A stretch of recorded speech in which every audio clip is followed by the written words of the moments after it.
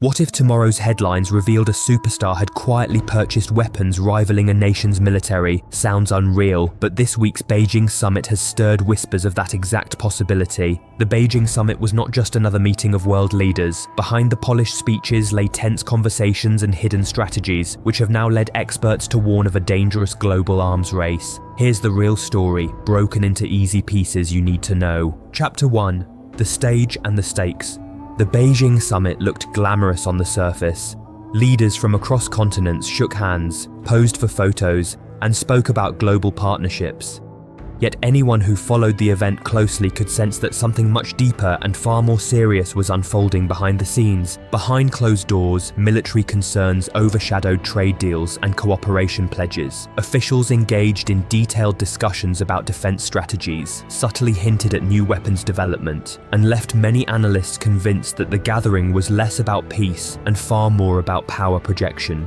The critical question is this: when every country begins boosting its military strength at such an accelerated pace, can it still be called preparation for peace? Or is it, in reality, preparation for future conflict? The stakes could not feel higher, and the potential consequences for global stability are enormous. Chapter 2. History's Echo. Events like these feel strangely familiar. Decades ago, during the Cold War, the United States and the Soviet Union engaged in a fierce competition to stockpile nuclear weapons. Each action by one side triggered an even bigger reaction from the other, creating a cycle that nearly led to global disaster. The Beijing Summit has drawn strong comparisons to that era, but this time, the stage is far more crowded. It is no longer just two superpowers staring each other down. Multiple nations, across different regions, are accelerating their military programs simultaneously. This development makes the present situation far more unpredictable. Back then, the standoff was dangerous. Today, with so many players actively involved, the risk of escalation is multiplied significantly. Chapter 3. Technology takes center stage. Unlike the arms races of the past, today's race is not only about missiles or nuclear warheads. The real competition lies in advanced technology. Nations are investing billions in drones, artificial intelligence, quantum computing, and cyber warfare capabilities. Consider this: a cyber attack on a power grid or financial system could bring a nation to its knees without firing a single shot. Some countries at the summit showcased advancements in autonomous weapons and high-tech surveillance systems, yet this innovation brings its own dangers. Once machines act independently in battle, who assumes responsibility when mistakes occur? Could unleashing such systems create a new form of warfare beyond human control? These questions are pressing for policymakers worldwide. Chapter 4. The Asian Power Shift. Hosting the summit allowed China to send a clear and unmistakable message. It seeks to be a central figure in global leadership, not just economically, but also militarily. This growing ambition and assertiveness have not gone unnoticed by its neighbours or the international community. Neighbouring countries such as India, Japan, and South Korea have been closely analysing every move and statement made during the summit. Each nation is now actively strengthening its defences, modernising equipment, and investing in strategic alliances, creating a domino effect across the entire region. The more influence China gains, the more its neighbours feel pressured to respond and protect their own national interests.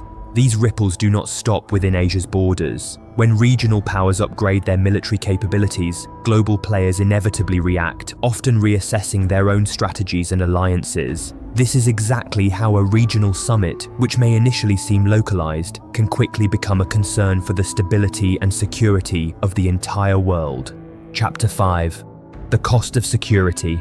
A critical factor often overlooked is the financial cost of military expansion. Building stronger armies and developing advanced technology requires enormous sums of money. Where does this money come from? From taxpayers and national budgets. At the summit, leaders spoke of investment and security, but critics highlighted the sacrifices hidden beneath. Every dollar spent on weapons is a dollar not spent on schools, hospitals, or social programs. This leads to a hard question. Do nations truly become stronger by investing endlessly in defense? Or do they weaken themselves by neglecting the basic needs of citizens? The balance between security and prosperity has never felt so delicate. Chapter 6. Reactions across the globe. The global response has been sharply divided. Some countries view the summit as a smart and strategic move to build stronger partnerships, expand influence, and ensure regional security. Others consider it reckless, potentially destabilizing years of fragile international balance, creating more uncertainty than reassurance. Social media reactions were equally mixed and often heated. Debates erupted online over whether nations are genuinely safer with these newly formed alliances, or whether leaders are walking into a dangerous cycle of rivalry that could escalate tensions even further. This situation raises a pressing question: who truly benefits from the summit in the long term? Is it ordinary citizens hoping for stability and lasting peace, or corporations and political elites profiting from lucrative defense contracts and rising military spending worldwide? Chapter 7. The nuclear question. No discussion about an arms race is complete without mentioning nuclear weapons. While no leader openly announced new nuclear programs, the undertones were unmistakable. Several countries are quietly modernizing arsenals. The real danger lies not only in deliberate use but in accidents, miscommunication, or unauthorized launches. A single mistake could trigger catastrophic consequences. While the Beijing Summit did not create these risks, it certainly highlighted how fragile nuclear stability remains. Chapter 8. Possible futures. So what comes next? Some experts believe the summit could serve as a platform for future cooperation, a chance for rivals to maintain communication channels.